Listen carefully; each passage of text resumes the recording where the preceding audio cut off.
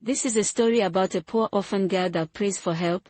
She receives a mysterious gift that changes her life and her entire village forever. But jealousy, fear, and betrayal soon turn her blessing into a tragedy. This is an unforgettable story of Adanne, a tale of sacrifice, envy, and the true meaning of legacy. In the quiet village of Umuaka, surrounded by hills and dry farmlands, lived a young orphan girl named Adanne. Her parents had died during the Great Famine, and she had since survived by gathering scraps from the market floor and drinking from muddy streams. She was no more than 13, but her eyes held a depth that made even elders pause. Though she owned nothing, Adanne had something the village had long lost: faith. Every night, she climbed the hill just beyond the village to kneel under the moon and pray. One night, with her bones aching from hunger and her heart full of tears, she whispered, "Dear Creator, if you can hear me, please, help me help my people. Let them never know hunger again." As she slept under the stars, a strange warmth filled her dream. A glowing woman with skin like polished bronze and a voice like rustling leaves appeared before her.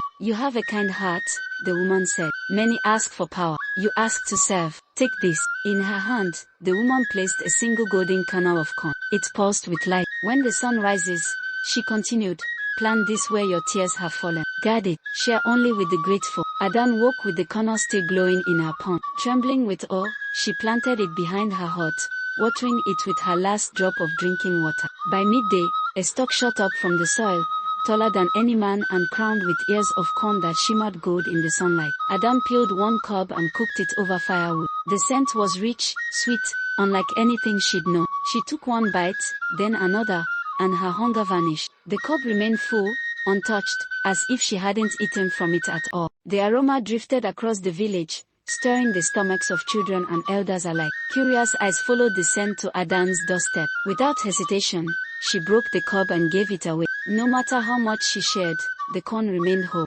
Day after day, Adanne fed the hungry. Word spread beyond Umuaka. Farmers, chiefs, and even travelers from far towns came to see the miracle girl. Her hut became a place of healing, laughter, and full bellies. People called her Umuaka, the Corn Mother. But not everyone rejoiced. Within the palace, Lolo Nokigo, the chief's second wife, watched with growing resentment. "That girl has bewitched the village," she muttered. "Who is she to be praised above us?"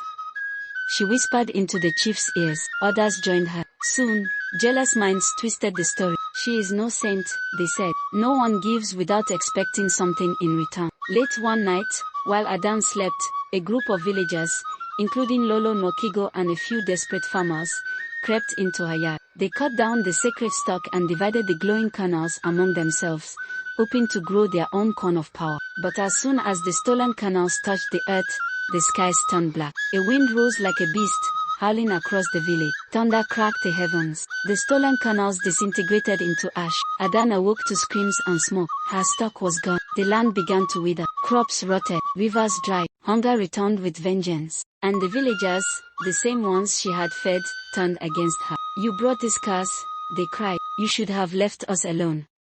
Heartbroken, Adanne climbed the hill where she had first prayed. She fell to her knees and wept, not for herself, but for the people. "Why," she cried, "all I did was love them." Once again, the glowing woman appeared, her eyes filled with sorrow. "You gave freely, Adanne, but greed is a fire that burns even the purest gift. Yet, I offer you one final choice. What must I do?" Adanne asked. "A gift that can never be taken, but it will cost you everything." Adanne didn't hesitate. She nodded. The woman touched her forehead. At that moment, Adanne's body dissolved into golden light. Where she had stood, a vast cornfield sprang to life, lush and endless, stretching across the horizon. The soil grew rich. Rivers flowed again. Birds returned. The famine ended. The villagers watched in silence, overcome with guilt and awe. They built a shrine at the heart of the field, where her hut once stood. Every harvest, they gathered and told the story of the girl who had given them life not once, but twice. Her name was no longer spoken in shame, but in reverence. And every year, during the new corn festival, the people of Umuaka sang, "She fed us when we were starving. She forgave us when we betrayed. Adanne, Umuaka, your roots grow in our hearts forever."